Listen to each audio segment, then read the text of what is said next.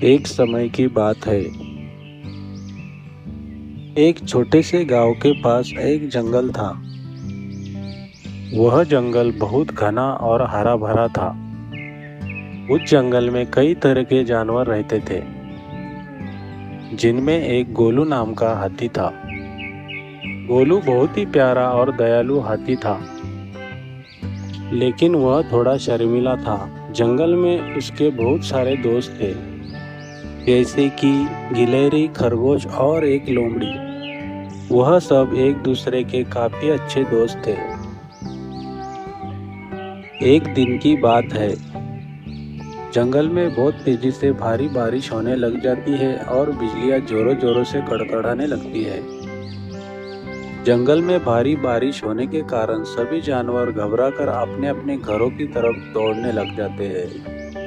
अचानक कुछ ही समय बाद एक बड़ी मुसीबत आ जाती है।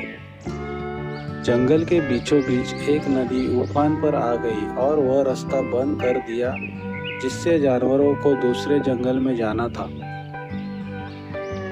सभी जानवर बहुत परेशान हो गए, क्योंकि वे जानते थे कि बिना इस रास्ते के वे दूसरे जंगल तक नहीं पहुंच सकते। गोलू ने सबको हिम्मत दी और कहा, डरो मत, मैं नदी को पार करने का तरीका ढूंढूंगा। फिर गोलू ने अपनी विशाल पीठ पर गिलहरी और खरगोश को बिठाया।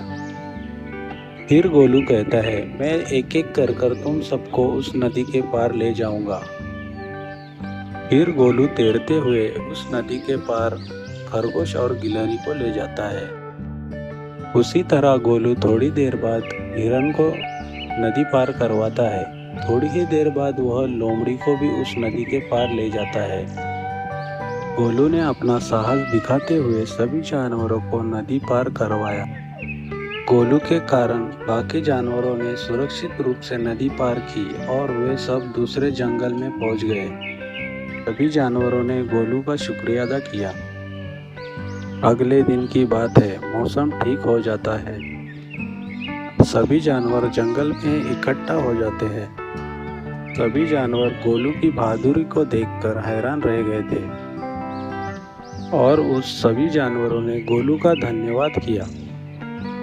गोलू ने यह साबित कर दिया कि चाहे कोई भी छोटा हो या बड़ा, हर किसी के पास अपनी ताकत होती है और साथ मिलकर कोई भी मुश्किल आसान हो सकती है।